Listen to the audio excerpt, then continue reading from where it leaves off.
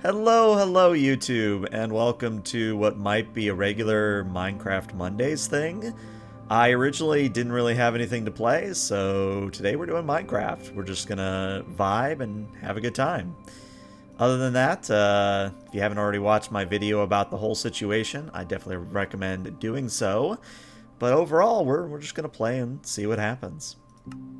Now, I will say that this seed is from Minecraft Seeds. If I remember, I will put the seed in the video comments, and if we play this for more than one day, I will make a command for the Minecraft seed. But a few things about this seed spoke to me immediately. And the first thing is that it's got a bunch of cool ravines. It has snow-capped mountains. It has cherry blossoms. And supposedly, from all the screenshots, there is a big old lake with a cool little island in it. I'm just trying to find that island at the moment. I know it's somewhere near these trees, but I haven't found it quite yet. And everything you see in my hotbar, I've just picked up by wandering around. Which version seed? This is Java's seeds. So if you're on Bedrock, I don't think you can generate this, but if you are on Java, you should be able to. Ooh, what's that over there? Looks like a structure of some kind. Let's go check it out. Because I have a feeling that's either like a portal or it's a small desert biome. Ow. We've got some horses. Ooh, sheep. Sheep are good. Also, do let me know if the volume is out of whack. I did my best to balance the audio, but if it is, of course, out of sync, just yell at me and let me know. And yes, AOS, welcome on in. And yes, it does appear to be a destroyed portal, which is even better. This is really a good seed then, because that'll make getting to the Nether really, or not the Nether, yes, the Nether really easy. Awesome. Well, I mean, we're here. Oh yes, I did get my new glasses. I can actually see again, which is great. Now, oh my god, you know what, Caspian? I might just have to change my title now of the stream. MINDflayer or a MINEflayer? Hold on, I gotta change my stream title. Hold on. This is such a good idea, I have to change it. Hold on. Am a MINEflayer, not a MINDflayer. There you go. Thank you, Caspian. I award you all the points. Congratulations. Well, let me see. So we got a golden hoe. Great. We've got a metric buttload of iron nuggets. That's going to help us out a lot. Golden boots. Two things of obsidian. That's good. Flint and steel. No, I'm not going to do the flint and steel meme. And a lodestone. Cool. Well, that actually makes a lot of cool things for us. That's pretty good. But anyway, returning to the glasses for a moment.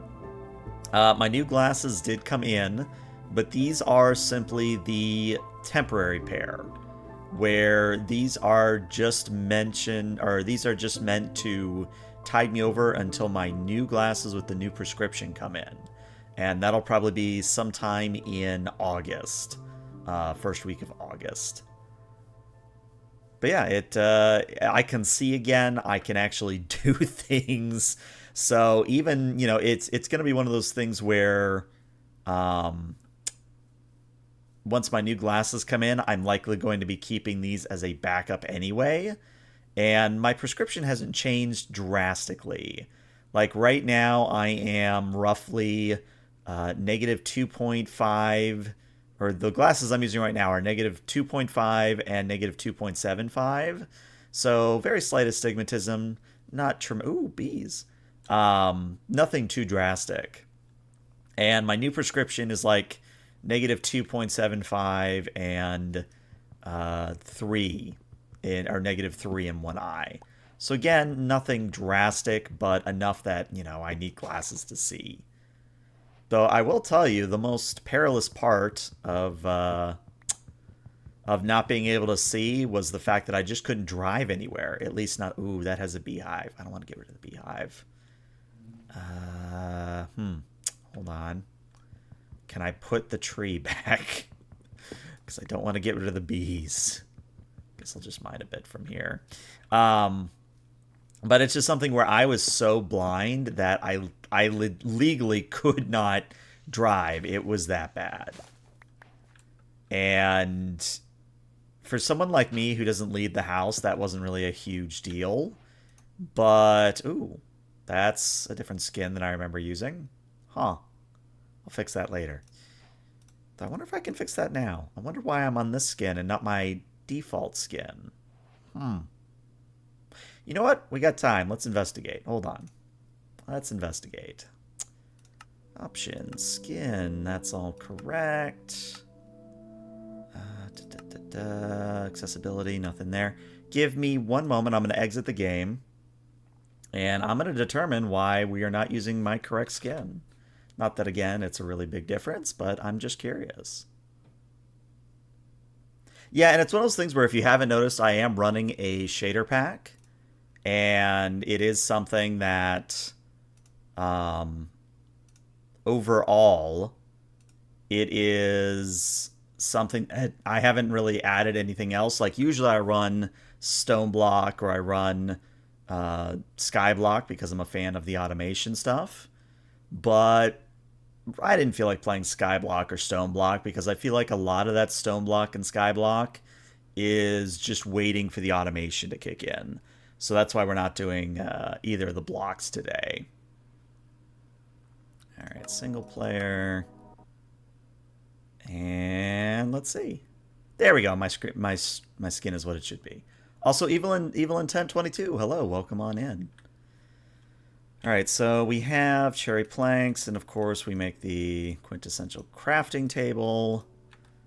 And then, do any of these trees not have bees on them? Okay, it looks like this tree has no bees on it, so we'll take down this tree. And actually, you know what? Hold on. We can do this smart. Make sticks. And then make an axe, just to make this a little bit quicker. Because I'm one of those people in Minecraft, I will tell you already, the one change from survival that I've made is that keep inventory on death is on. I realize this maybe cheapens the experience for some of you, but I'm not playing this to set any records. I'm not playing this to get achievements or anything like that. It is literally just a chill vibe. So, will I be abusing the fact that inventory is on when I die? Maybe a little bit. But again, I'm doing this to de-stress and just have a relaxing time. So that is why I... Ooh, hello, bee. Hello. And yeah, it's one of those things where, especially the problem with Stone Block especially, is that Stone Block is really dark in the beginning. Especially because you don't have light and you have to craft your way to light. Oh, speaking of light, we're running out of daylight here. Alright, that's the portal. Those are the snow-capped mountains. We have a light over there. Why do we have light over there?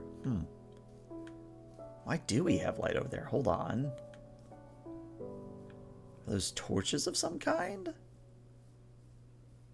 Well, now we have to investigate. Is that... Yeah, those are... Oh, is that a village? It's a village! Ooh. Wait a second, is this a second portal? Or did I just miss the village initially? Huh. Well, we're going to find out together. Because that would be wild to have a second... Yeah, no, that's the same destroyed portal. Alright, well, if we got a village, that makes our even better crafting, really. And yeah, it's one of the things where I've debated putting on a map mod, and I've debated putting on, you know, quality of life mods, but I wanted to experience the very vanilla Minecraft. So, as I said, the only thing that's on is a basic shader pack. Let's see. Yeah, this is definitely a village. So let me see if I can find a bed and skip ahead to... Hello, villager. See if I can skip ahead here.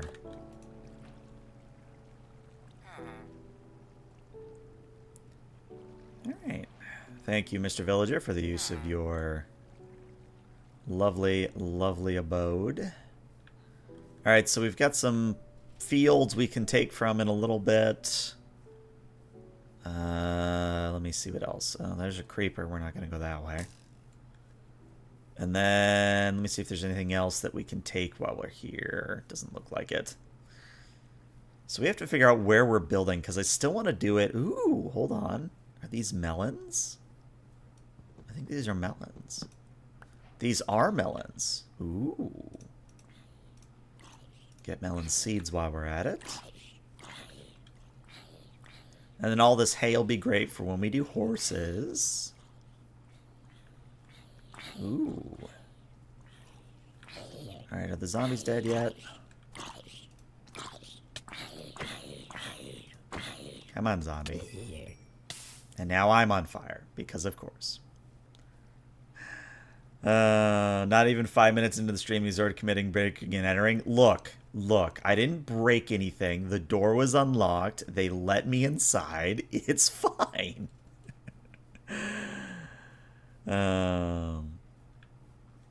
But again, that's the Minecraft experience. You see something and you break your way in. But what was I saying besides that? So, to kind of give everybody an update on the situation, for those who may or may not have watched my most recent video, the long and short of it is that right now, my main account... Oh, right, I have an axe. Thank you. I'm like, why am I doing this by hand? Right now, my main account, where I do most of my work, is currently... We had to put 2 projects on hiatus. Kind of an indefinite hiatus because we're waiting to see... Thank you for throwing sharks at me. We're waiting to see what the new guidelines are with itch, and we're waiting to see if Patreon is going to be changing anything as well. And that is kind of a bummer because, you know, 2 projects on hold is kind of a big deal. You know, when you have 4 projects and you have to put half of your stuff on hiatus, it's like, ooh, that kind of kills momentum on a lot of things.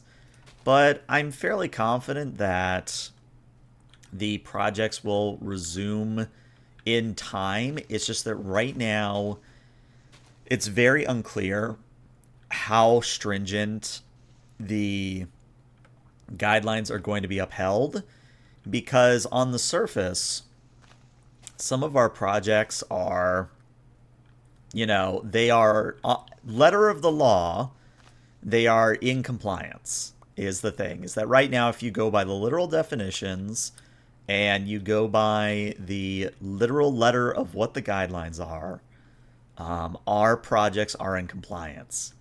The problem is that that is a technical thing, and I don't think I'm going to be able to get those other leaves. We'll just leave them there.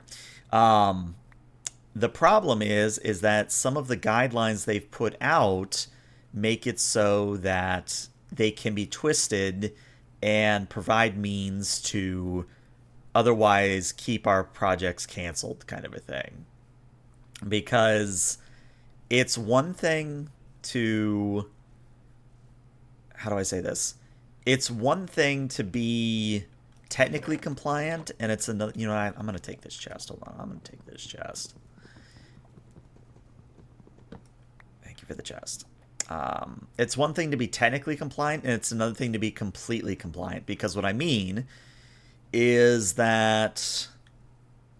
Let me use an example. One of our games has some BDSM content. It has some dominant sub sort of content where one of the characters is in a dominant submissive relationship with another character.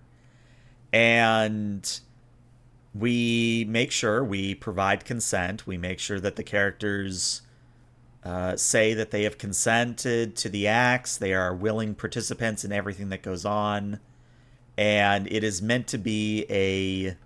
hey, you know, we're okay with this kind of a thing. Like, we want to do this, we want to be a part of this act, etc., etc. The problem is that the new guidelines are such that we essentially would have to stop the act every 5 minutes. Colloquialism. It would, in practice, be like every so many lines we'd have to do it. But basic. Oh, what are you doing? Go away. We would essentially have to stop what we're doing and make the characters reconfirm consent every time something changes in the scene. And not only does that kill momentum in the scene, but it also cheapens the experience. And I know this is me getting on a soapbox here, but welcome to me. Um, it's something. Oh, you know what? He probably came out of that mine there. Yeah, that's probably what happened. It is something where. How do I say this? BDSM on the whole is meant to be safe, sane, and consensual, is the main tenet of BDSM. Where if everything you do is not consenting and everything is not done in a safe way, that if something is no longer consenting, you basically use what is called a safe word to signal to your partner that, hey, the situation has changed, we need to stop immediately, and we need to reassess. And that's all good because it means that as long as that safe word is not used, and ahead of time you have spoken with your partner about the acts you are about to do, you can have safe, sane, and consensual play. Now, again, the problem with the new Visa, MasterCard guidelines, such as they are, is that consent must be regularly established, is the new guideline. And again, I'll give a PG-13 example. Let's say, for example, that you have a character that has been tied up. And not even like, oh, they're in an inverted starfish pose, or, they're tied on a rack kind of thing. I mean, like, literally just, let's say, for example, that their hands are bound. That, a bit of rope is around the character's wrists. Something very tame, but still qualifies as BDSM. So what would have to happen under these new guidelines is that every so often the characters would have to stop what they're doing, and the characters would have to go through the, hey, are you okay? Hey, are you ready for more being tied up? And it's like, yeah, I'm okay with that, and the scene would continue. Again, not a bad thing, all things considered, because again, safe, sane, consensual. But it definitely kills the momentum of the scene because you're having to do that every, regular or every so often in the scene. And overall, that kind of takes people out of the scene because for anybody who doesn't know BDSM in general, the whole point is that you are meant to be pushing boundaries to a certain degree. And you are meant to be... Ooh, rabbit. Do I kill the rabbit? Nah, I'm not even going to be able to catch the rabbit. You are meant to be providing a way to experience new things in a way that is exciting, that is... Again, I keep saying it, but safe, sane, and consensual. And it's just with having to do that every so often, like, I don't want to say it's a mood killer, but it's kind of a mood killer to have to do it every so often. Okay, well, there's a lake. We found a lake. That might be what we're looking for. But, that's just a very tame example. In fact, this might actually be the lake we're looking for. Hold on. No island in the middle, but I like a lakeside abode. Let me see here. Where does this lake end up going? Okay, so it ends there, and it goes out that way. Cool. I think we're going to build on the lake here. And a bunch of chickens, a bunch of stuff there. Excellent, I think. Just trying to figure out where I want my vista to be. Let me think, because we've got a cool view of the lake here. We've got the portal over yonder. Do we build here or do we build somewhere else? Well, let me investigate over here. Yeah, and you're right, Lord Exile. It's not realistic. Because again, the whole point of a BDSM scene is that you are consenting until the safe word or other such safety tool is used. And I just died. Well, again, that's why. Oh, right, because I slept in a bed. I'm like, why am I respawning here? It's because I slept in a bed. It is something where, again, until that safe word is used or until a safety tool is used, you keep the play going. And it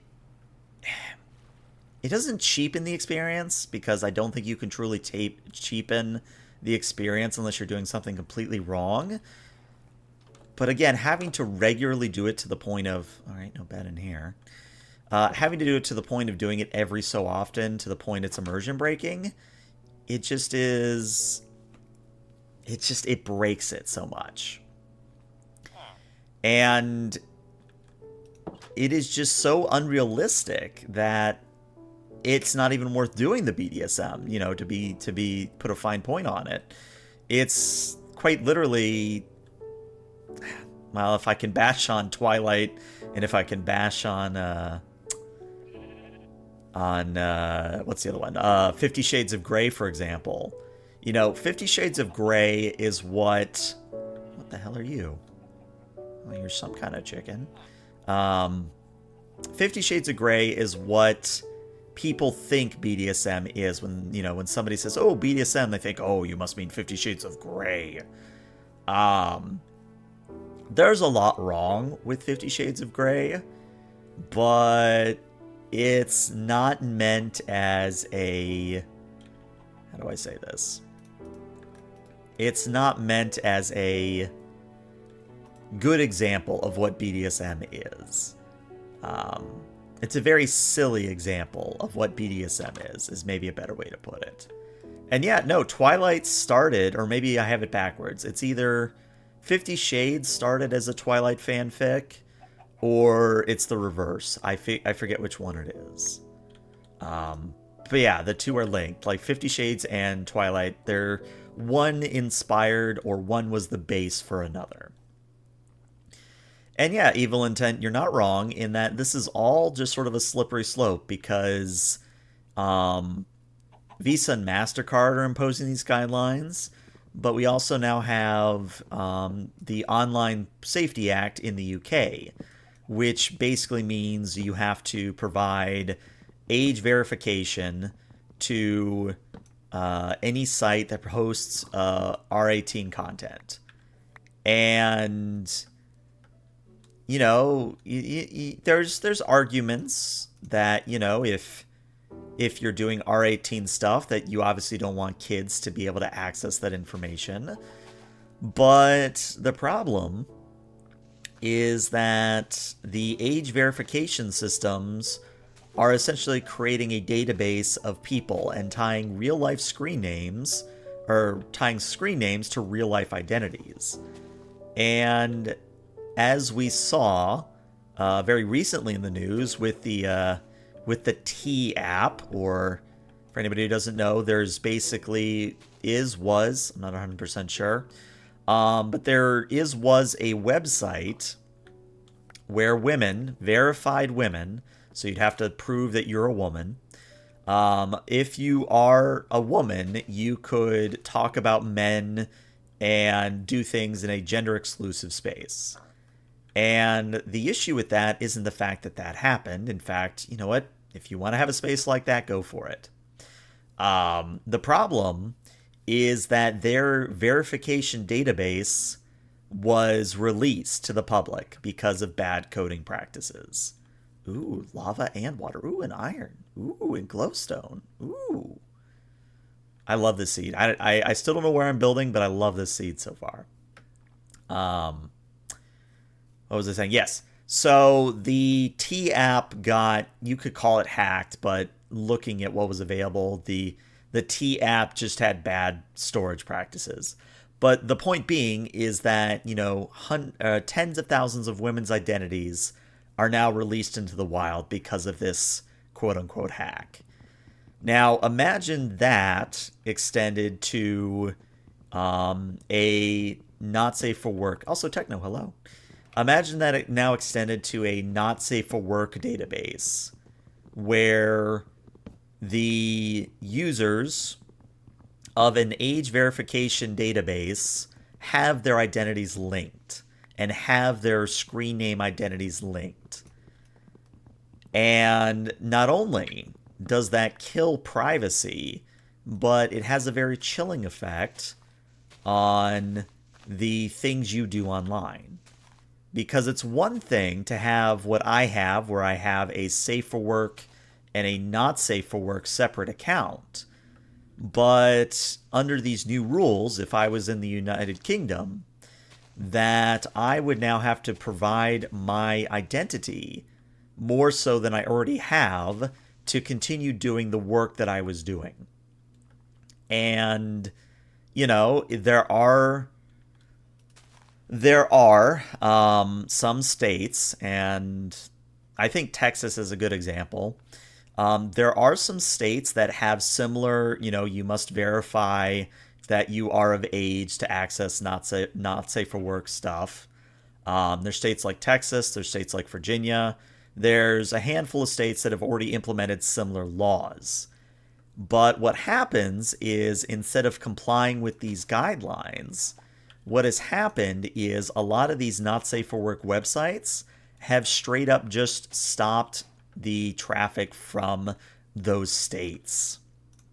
And, that means that, for example, you can't access the hub in Texas. You cannot access certain content if you are in Texas. And that is something that, even if you were to verify your age, you simply are out of luck. Now, you might say, well, why, I don't mind linking my identity. I don't mind linking my screen name, kind of a thing. Well, as Evil Intent has touched upon, that is a identity fraud gold mine, because all it's going to take is a leak of a certain database and your identity can be stolen. And not just your real life identity, but your entire spicy history is how I'll put it. And unfortunately, the fact of the matter is that a lot of this is being done in the rallying cry of protect the children. And the problem with that isn't so much that they're trying to protect children, it's that they're using children as a shield to pass laws that shouldn't be needed to be passed. And the reason that they're doing, using children as a shield, because it looks bad politically if you vote against a law that is meant to, quote unquote, protect the children. But in reality, what is happening is that this is... Someone found this lake, by the way. There's supposed to be a lake around here somewhere. The reality is, yes, exactly, Jedi Prime. Instead of parents being parents and moderating what their children consume, we must protect the children people are essentially saying, we found it. This is the island. Yes, we found it. This is the island. Yes. All right, we found it. Woo. All right, so I'm going to have to find my way back here, but that's the island we want. All right, are there any sheep nearby? Because I need to make a bed. Let me see. We got pigs. We need sheep. In fact, hold on. I need iron. I gotta remember how to make iron. Right, I need crafting table. Okay, we need that. And if I remember, we need 2 shears, and then just make a bunch of these while I'm here. Because we need 2, and I need 3 to make the pickaxe. Okay, so there's our shears for the sheep. And here is our iron pickaxe. Wonderful. Wonderful. All right, so we now have a bed. Or we have the steps to a bed. Should have stole one from the village while you're there. Yeah, you know, now that you mention it, I probably should have stolen something from the village while I was there. Let me see. These are horses, and that's a cow. I was gonna say there's definitely been a lot of updates to Minecraft, so I'm definitely learning things as I go, and I do not mind you all backseat gaming me on this, as long as you're nice about it. Like, don't yell at me every 5 seconds to do something, but if you think, you know, my quality of life would be improved by knowing something, please do let me know. You're quite all right. You're quite all right. I do not mind. Um, Come on, I need a sheep. Give me a sheep. Any sheep. These are cows and chickens. I need a sheep. Well, we might just have to bed down and... Because I'm afraid I might be gonna be able to find this again. Sheep! Yes, okay, we found sheep. And we got the 3 we needed. Excellent. Excellent. Excellent. Alright, well, let's go out to the island and make it our own. What was I saying, though? Oh, yes. So... Oh, am I not even picking these up? I'm not even picking these up. Hold on. Alright, let's pick all this wool up.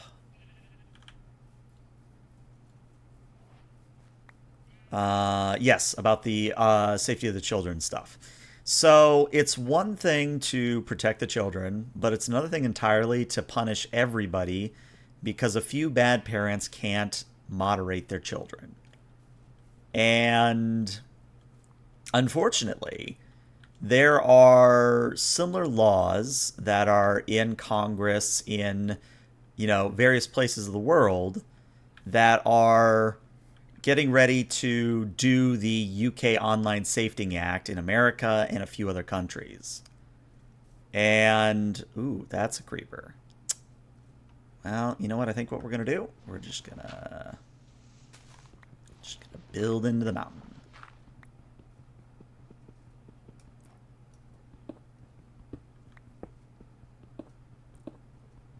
Just gonna build into the mountain. And we're safe from creepers.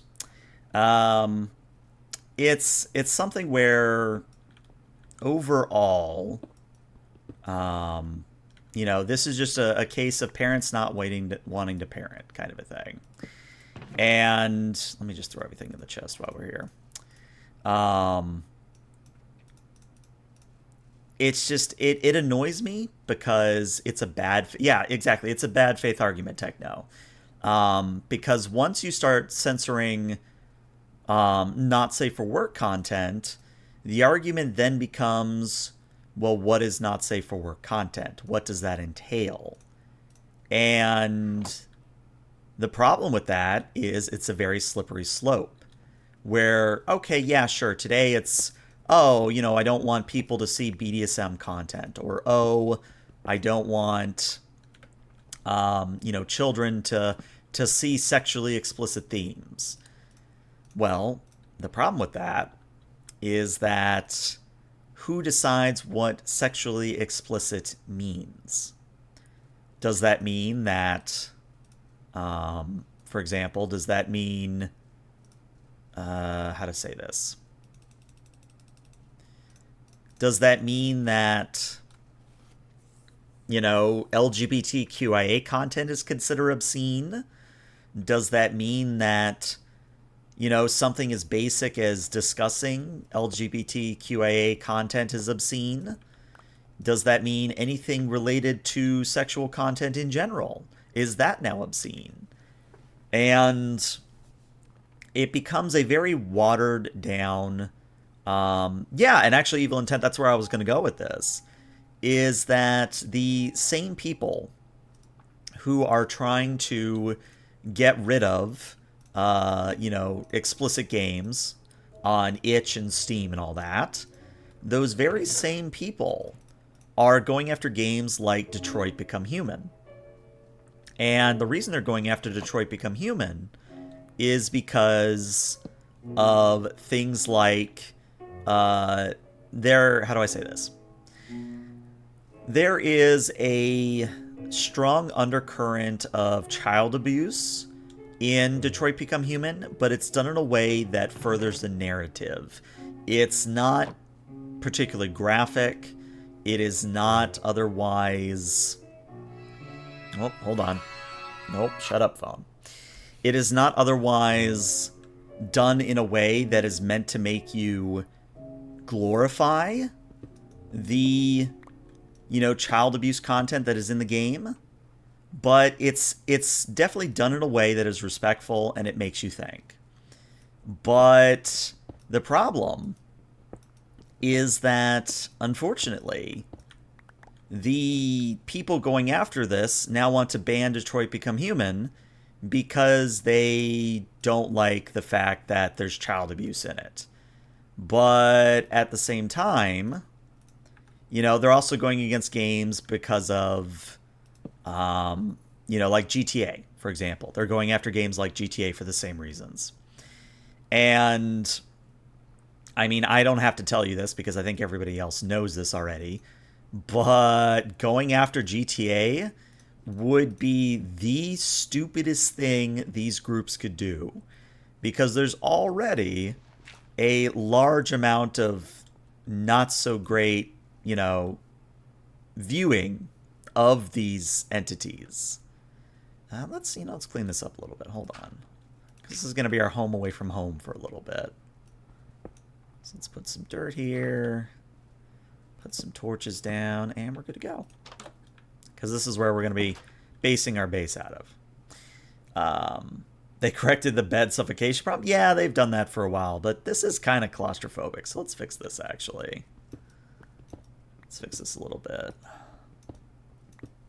Get a little less claustrophobic. But overall, it's just something where, our global society is regressing in a lot of ways. And it's something where, I'm kind of worried what that means for my content going forward, obviously, because of what content I do. But what worries me is, again, the slippery slope of what is considered acceptable content. And unfortunately, I think what's going to be happening is, unless there are massive pushbacks against Visa, MasterCard, etc., unless there is massive pushback and new laws put into place, that the situation is going to get more and more dire. Where, movies and shows like 1980, books like 1984, they weren't meant to be, guidelines. They weren't meant to be, 1984 is something to aspire to. That was never meant to be the case. And unfortunately, people are taking it and using it as, this is a great idea, we should do this. Ow. All right, was there anything in here? It doesn't look like there's anything in here. But the overall issue is that society is regressing. And it's not just here in America and the UK that this is happening. This is a worldwide phenomenon that's going on. And I won't get too far into the politics of it, but it definitely is something where, I am somebody who runs a lot of Star Trek adventures. I am somebody who consumes a plethora of Star Trek content where, I specifically go to Star Trek because it is a view of the future that is hopeful and is meant to be, thought-provoking of, what is humanity capable of, if we are able to get past our racism, our biases, our proclivity? Yes, proclivity of violence and segregation and the whole 9 yards. And, Star Trek has always been about showing a hopeful view of the future. Where, for example, there's a very famous scene in the original series in TOS, where Shatner and or where Kirk and Uhura kiss, and at the time, that was a tremendously huge deal because it was a white actor kissing a black actress. And that was basically unheard of at the time. Where at the time, that was considered to be something so taboo that it was, something where the director, I think it was the director, I don't, because I don't think it was Gene Roddenberry that was doing it, but somebody on set was like, "Oh, we got to do the cut again. We can't have you kissing Uhura," kind of a thing. So it's Shatner and God, what was the actress's name behind Uhura? I'm blanking on her name. Nicole something, I think. What they ended up doing, it was the director. Okay, so I am remembering correctly. Nichelle, that's what it was. Nichelle Nichols. Thank you, Peter. I appreciate it. Um, what they ended up doing is they did the scene correctly with the kiss in, but then they deliberately flubbed every other take for an obscene amount of takes, to the point that the director finally just said, "All right, fuck it, we'll leave the kiss in," kind of a thing. And that's a great thing because they were able to put that on screen in front of, you know, hundreds of thousands, if not millions of viewers and say, "Hey, look, this is a good thing. We embrace this. We encourage this. We don't need to be racist assholes about everything." And, Trek has always been pushing the boundaries of what is socially acceptable. Um, and that's always been a good thing. And again, that is the reason I go to Trek for my media content and why I'm so enamored with Star Trek Adventures. What are the multicolored minerals? That's copper. It's all copper is what I've picked up. Copper is a new tool that's roughly before iron, if I had to put it in perspective. Um, but again, the reason I consume Trek content is because I want to live in a world where Star Trek is possible. But the issue is that even with Star Trek, is that if you're unfamiliar, is the recent Paramount merger. I think it's Outplague Doctor. I think copper is something I can use now. I guess we'll find out very quickly when I smelt it and actually try to do something with it. But if you're unaware, Paramount has merged with Skydance. And Skydance is, how to say this diplomatically. Skydance is very much Fox News leaning, is how I'll put it. And unfortunately, what that means is that Trek is now being run and is now being supported and displayed on websites that are very not conducive to the Star Trek ethos, is how I'll put it. And it's just something where, I have umbrage with some things in modern Trek. I don't like how they've made Trek into just another sci-fi show, especially in Discovery and Picard. Lower Decks did it right, and Strange New Worlds had its moments. But Discovery and Picard really just made Trek into another sci-fi show. And it's like, I will not be consuming the new series or new season of Strange New Worlds. I will not be consuming the Starfleet Academy whenever it comes out. Not because I'm against Star Trek, but because I'm against Paramount and Skydance in their current form. And it's just something where I fear for Trek's future and what this means for Star Trek Adventures moving forward. Because, oh yeah, Prodigy was good too. Prodigy was good. Um, it's just, it's not where I wanted society to go. And unfortunately, there's not much I as a single individual can do about society.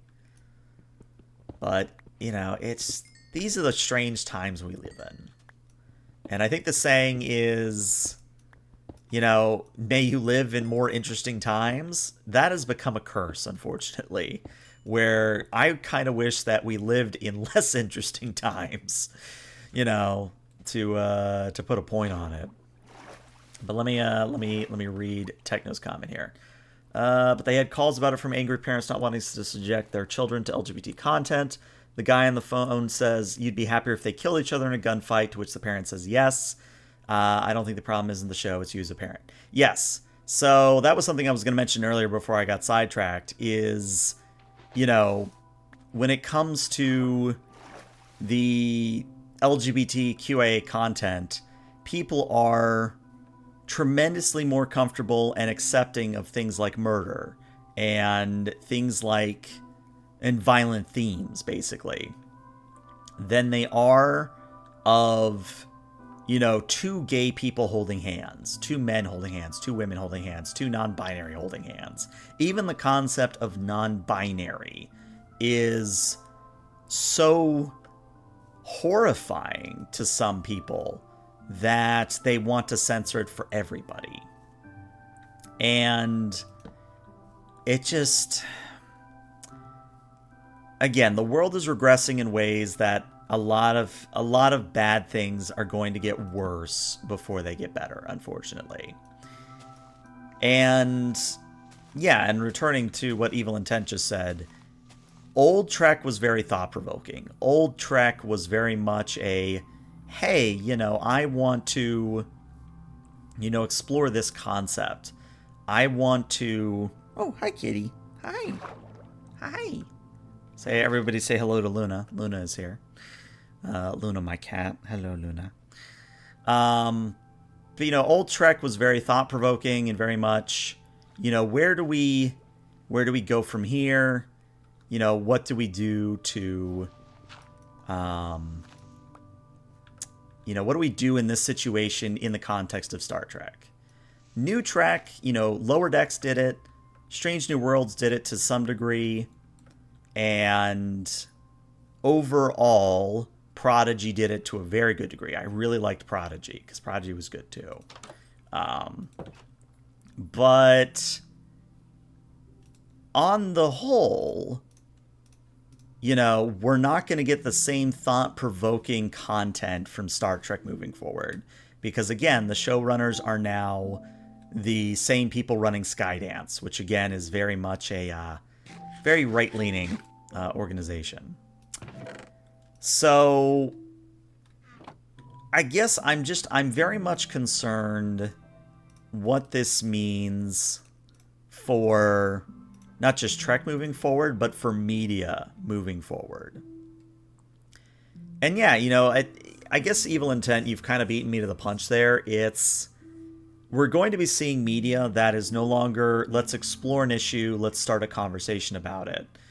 And what it's going to become is, oh, this is a watered down version of, hey, wouldn't it be cool if we could talk about this issue, kind of a thing.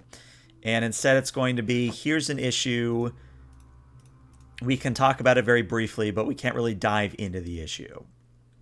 And anybody that doesn't toe the line of these individuals, anybody who doesn't, fall in line...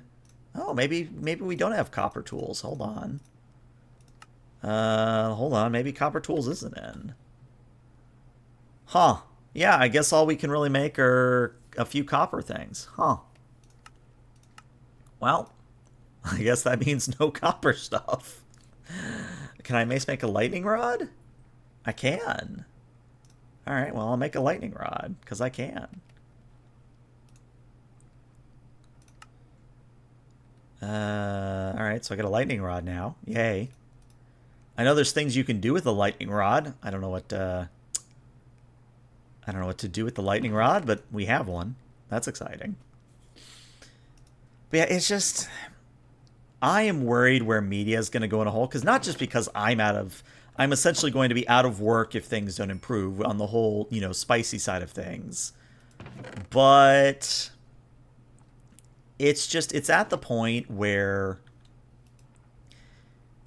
media and artistry flourishes because it pushes the boundaries of what is acceptable and what can we do about a certain issue. And to take that all away, in fact, I'm going to put my iron pickaxe away for the time being. That way I don't use it up. Media and artistry is deliberately meant to push boundaries, to challenge the status quo. And the moment you start to censor that, the moment you start to impose laws on what art can and cannot be, you cheapen art and you make it harder for art to do what art is meant to do. Now, of course, I'm not saying that we should start glorifying things such as the R word or incest or things that are categorically harmful. And I know some of you, and some people have already on YouTube, said, well, ELH, who decides that incest and the R word are unacceptable in a fictional context? Isn't that something where if you ban that, then you are going against your own argument that, everything should be acceptable? And to me, this is my opinion, you are welcome to hold your own. To me, there are certain subject matters that should not be depicted no matter what. But that is my opinion. I'm not forcing it on anyone. I'm not going to somebody who is consuming that content and going, hey, you're consuming that content, I don't like it, that means you can't consume that content. Now, if I was doing that, I would say that you would have an argument. But the thing is I'm not doing that. All I'm saying is that I personally believe that certain content isn't allowed. And what ends up happening is that, and this kind of ties back to the whole issue, is it's not me, it's not one person that is deciding what is and what is consumable. But these payment processors are basically being that one person, where they are unilaterally deciding what someone can and cannot consume. So it does not matter if all parties are consenting. It does not matter if all parties are willing and able to pay or work on the content. Visa and MasterCard are unilaterally deciding, nope, you cannot do that. And unfortunately, there is nothing you can really do about it because Visa and MasterCard are the payment processors worldwide. Luna, what are you doing, Luna? Luna, hold on. Luna, what are you doing, Luna? What are you doing? Hey, don't do that. What are you doing? Hi. Luna is playing with the light trap I have for flies and gnats and other things in my room. I wish she didn't. Hey, don't play with that. You'll get yourself stuck. Don't play with that. No.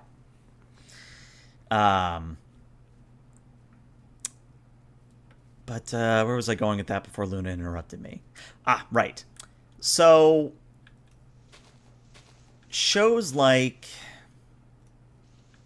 Let's use, for example, shows like Law and Order, which do deal with, some really depraved themes in its shows. But they do it in a way that is overall respectful to the content and respectful to the actors and actresses involved. According to these new guidelines by Visa and MasterCard, Law and Order SVU technically isn't allowed anymore. And hell, even things like the Bible are no longer allowed under Visa's and MasterCard's new guidelines. And you know what? I do agree, evil intent. There is kind of an issue where the entity that spawned this entire problem is Australian. But Visa and MasterCard are global, which means that an entity in Australia has imposed its will on a global scale. So instead of America having its own laws and the UK having its own laws, etc., it means that somebody in Australia can decide, hey, I don't want to parent my kid and I want to have you ban this content because I don't want to moderate it for my child. And everybody in the world has to deal with it. And, oh, right, I remember what I was going to say. Visa and MasterCard are global. There are things like American Express and Discover, but those are very much United States only at the moment, or at least they do not have the global reach that Visa and MasterCard do. And, you know, it would be one thing if, you know, we had a choice of what payment processors we could use, but the issue is we don't. We are forced to use Visa and MasterCard for PayPal, for banking in America, in banking worldwide, where I almost guarantee that if anyone were to go to their wallet right now and were to look at their credit card or were to look at their debit card, you are using either Visa or MasterCard, whether you like it or not. And what that means is we are forced to comply by their guidelines. There is no effective way to boycott Visa or MasterCard. You literally cannot do it in today's world. It is simply impossible to do so.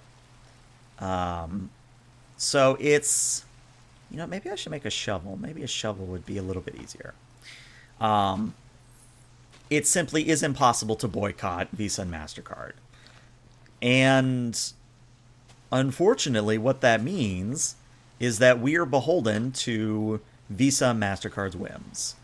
Now, there are some bills, at least in Congress, that I'm aware of, that are in the drafting or proposing stage, that would impose restrictions on Visa and MasterCard to prevent them from doing things like this. But yeah, again, Techno, I think you once again have beat me to the punch. You know, selling these ideas to people is going to be very hard because of the context of the ban. Because if you go to someone and say, hey, I'd like to, you know, impose rules on Visa and MasterCard that they can't decide what you do with your money, you know, people are probably going to be, yeah, I agree with that. But if you then say in the context of, hey, you know, I'd like it to make so that, you know, Visa and MasterCard can't regulate porn. And then what's going to happen is people are going to look at you and go, hey, are you some kind of pervert? You know, why would anybody, you know, want to do that? You know, I don't agree with you, you know, et cetera, And it's the same damn argument of protect the kids, just in a different context. Where instead of realizing that not safe for work content is the canary in the coal mine, where, you know, once not safe for work content goes, you know, LGBTQIA content goes, you know, it's a slippery slope into full authoritarianism.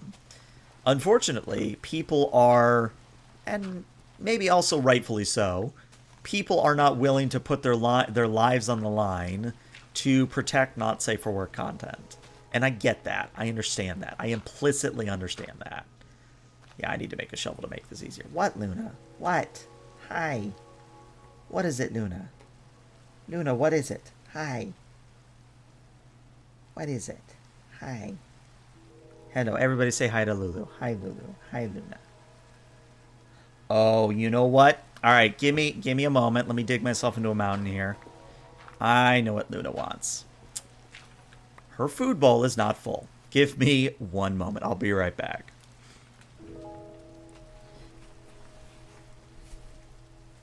All right, I feed you. Hold on. Come on,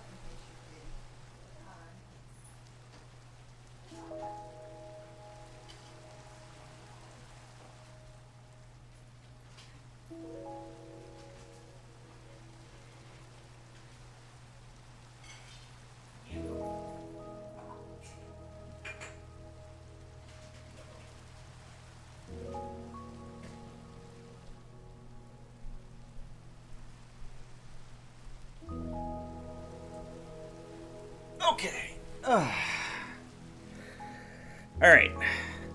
Kitty is fed. Sorry about that. Classic ferret cat behavior. If I can see the bottom of my food bowl, it's empty. Yup. I didn't leave the full bowl starved. Luna was certainly acting like she was starving. But yeah, it's getting rough out here, and you know no, Kitty is not fat. She's very lean for a Maine Coon. She actually could do with putting on a few pounds, if I'm being honest. But what was I saying? It is something where, you know, moving forward, obviously I'm going to be doing more streaming, and my goal is to try and do at least 2 hours today, just to sort of ease myself back into the like the streaming mindset. But it is going to take time for me to build up the energy and build up the focus to do longer streams. So today, like I said, we'll probably go for another 30 minutes to an hour, and then, you know, we'll sort of work up to it. Also, Luna is back. Welcome back, Luna. Apparently, she had her food, and now she's being a cat again. Classic Luna behavior. Hello, Luna. Hello. But what was I saying? Oh, yes. So, one thing I can say, and again, I'm not going to name the specific project name or link my two accounts together even more than I've done already. But one thing that I am doing is, and I said this at the beginning of the stream, Luna, hey, don't do that. Don't do that. Hey. Yeah, now you got yourself stuck on the fly trap. Yeah, now you've got sticky all over your fur. Yeah, not a very smart decision, huh? Yeah, now I gotta comb it out of you later. Yeah. Kitty being kitty. So, Evil Intent, the whole ban R18 content from school libraries, it's another canary in the coal mine, and it's another instance of people not wanting to have conversations with their children and moderating what their children can consume.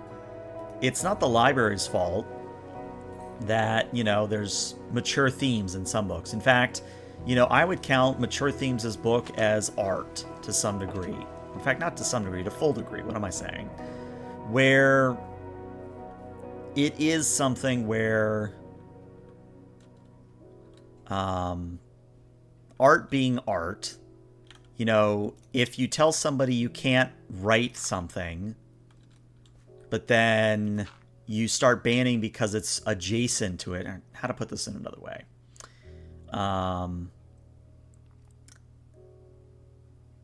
Alright, hold on. I gotta take this light trap away from Luna. Stop. Seriously, I don't want to have to comb you all over again.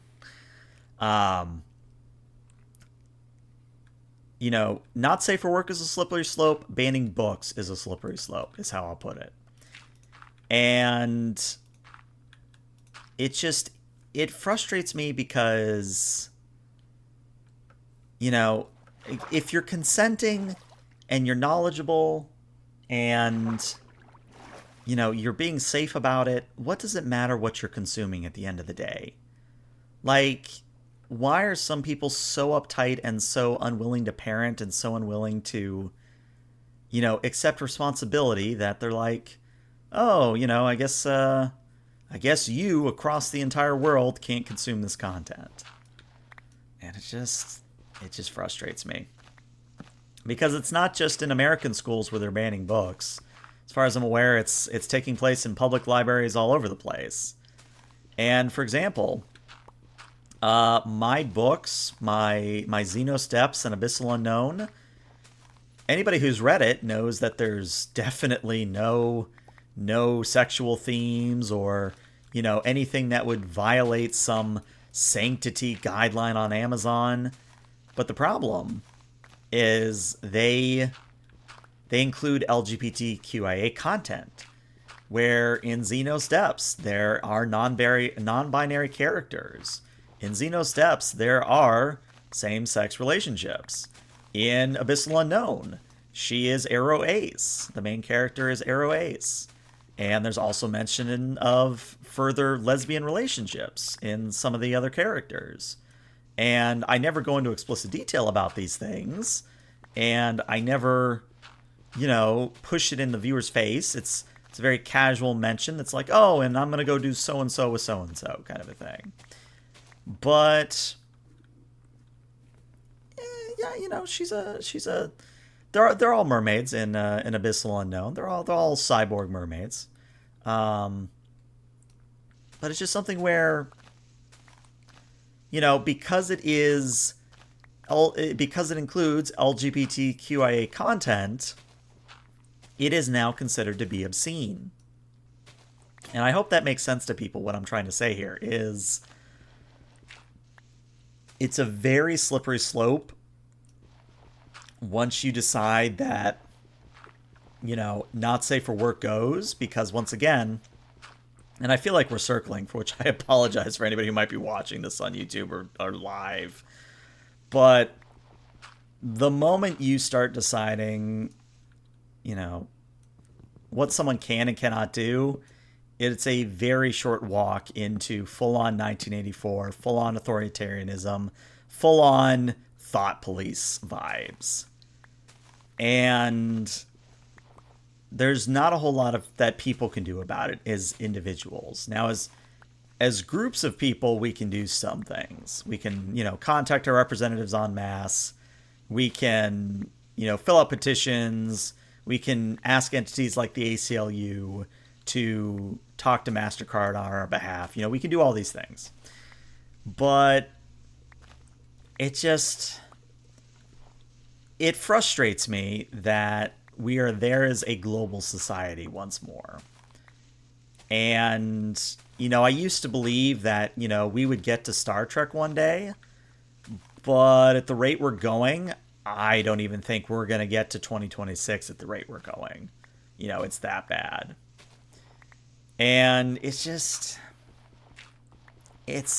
Lord XL, the book burning, I was going to mention Fahrenheit 451, where, books are going to start being burned again, and you're going to have to keep it a secret what books you have, kind of a thing. But, I wish as a global society we weren't doing this, and I wish humanity as a whole wasn't doing this. But we are, and I don't think there's much I as a person can do about it.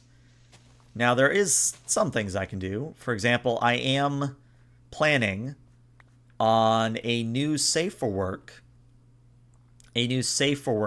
project. So technically I could talk about it on this account. But this project that I'm working on, that I've more or less just started up in the past week after this whole debacle, this new Safe for Work project is going to be a very personal one for me. And what I mean by that is that the main character, the main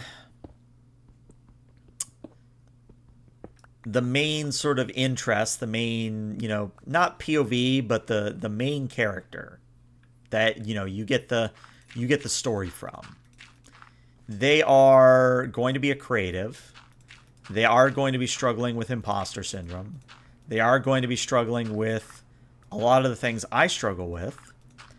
And it's going to be I guess to put it one way, it is my rage against the machine, if you want to think about it that way.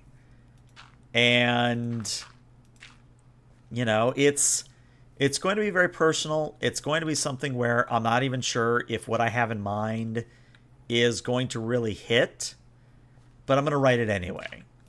And it is my hope that people reading it will begin to understand a lot of what I'm going through, but a lot of what other people are going through when it comes to themes like imposter syndrome, when it comes to themes such as depression and everything else.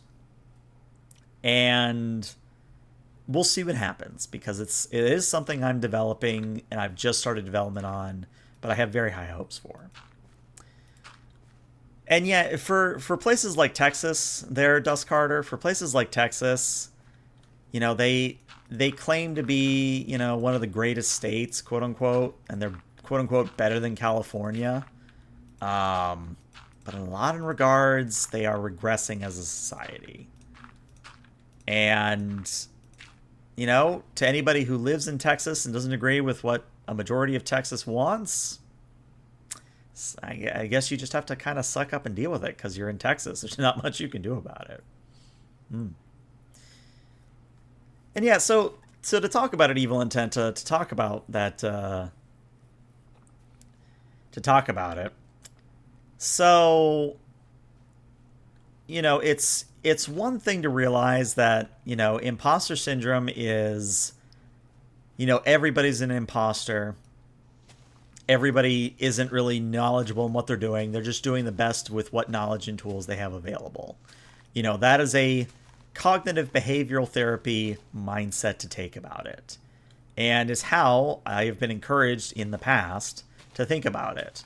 That I'm being too hard on myself, that I am just as much flailing around as an adult as anybody else is.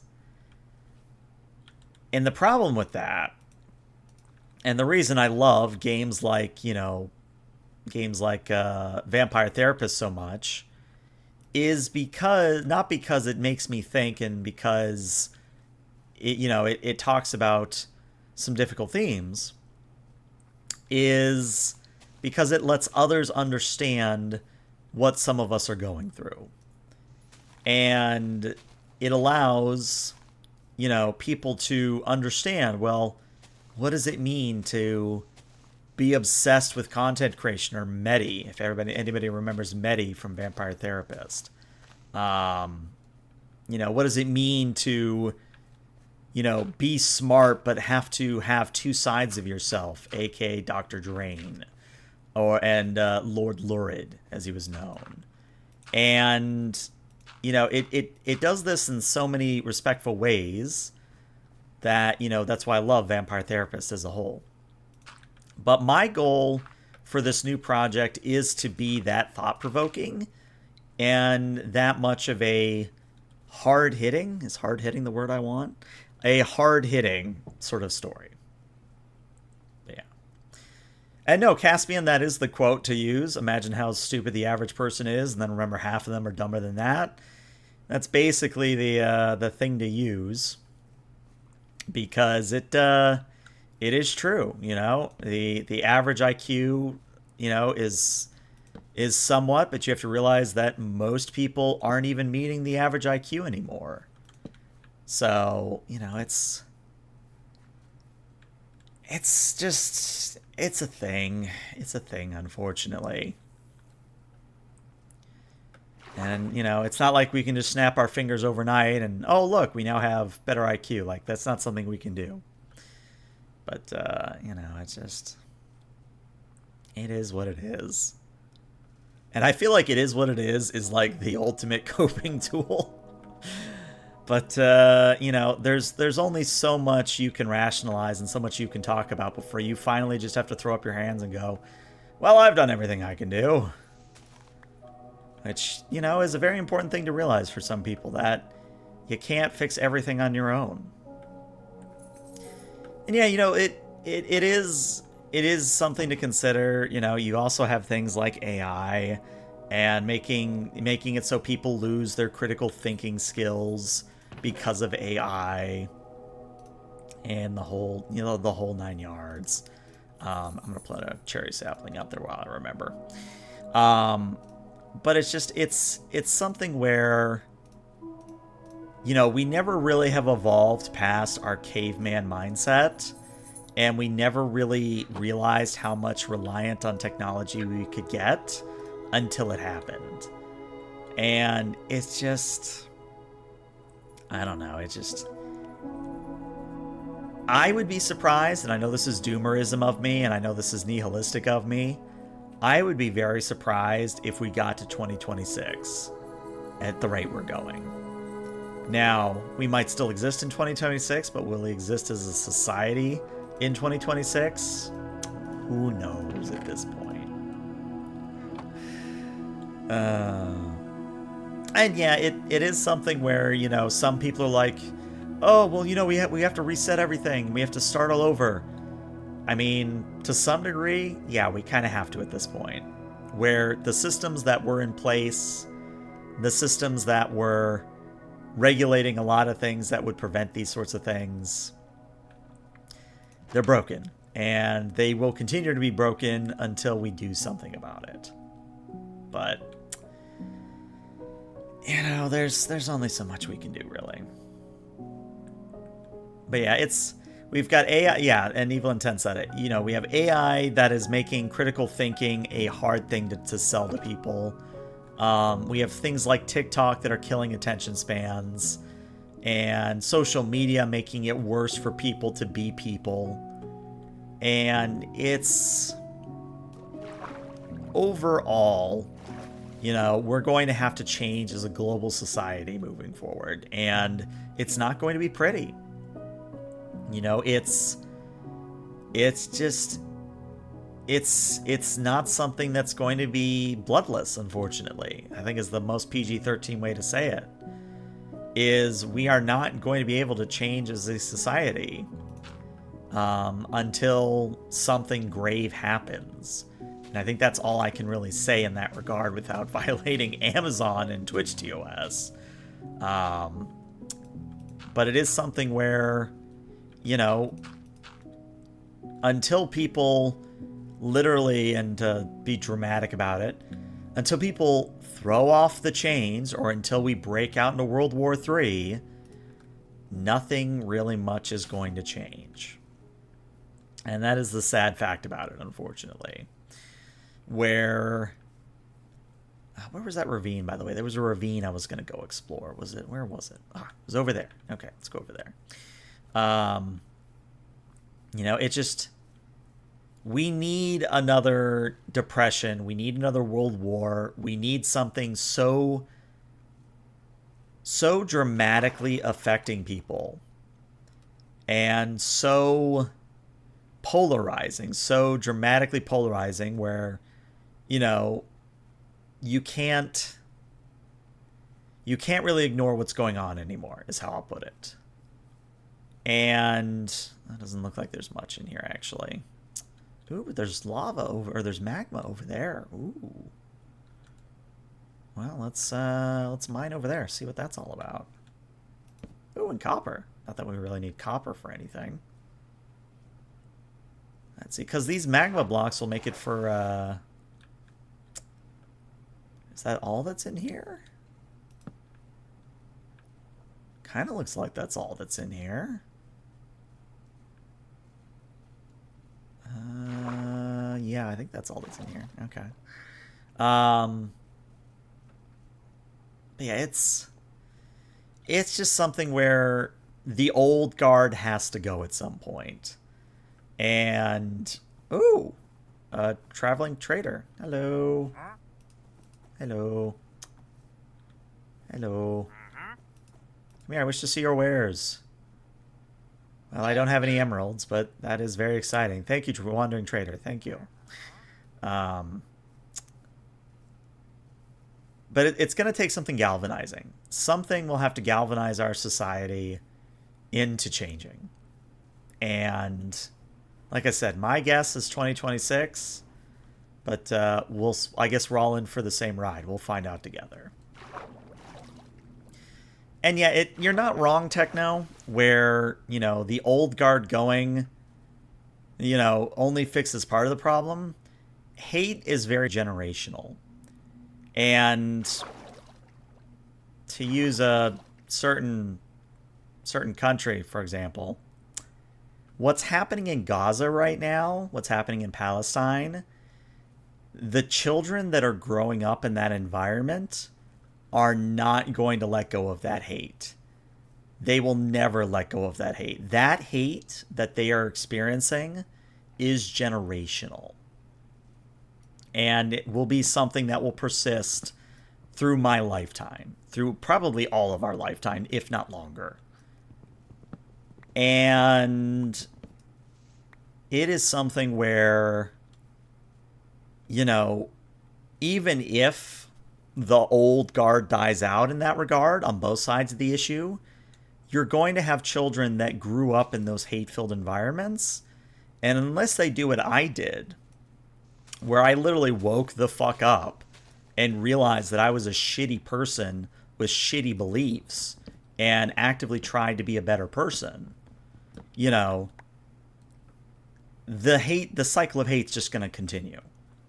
And it takes a very strong person to break the cycle of hate and to break the cycle and realize that what my parents did, what my grandparents did was unacceptable. We need to be better, or I need to be better.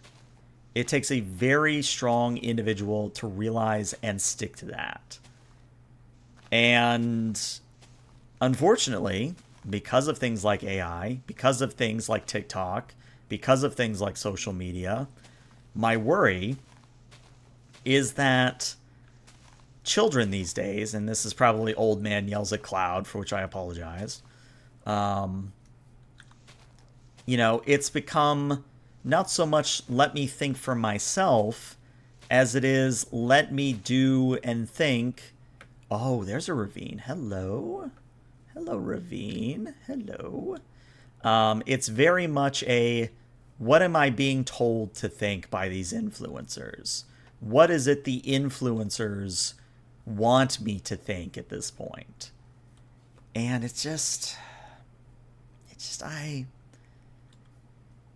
I don't know if there's anything we can do about it. I don't think there's anything we can do. Even if we were to ban TikTok tomorrow, the problem would still persist. So I don't think there's an easy solution to social media and TikTok at this point. And yeah, you know, Dust Carter, there's definitely, you know, entities like that where, what is that? I don't even know what that is. Hold on.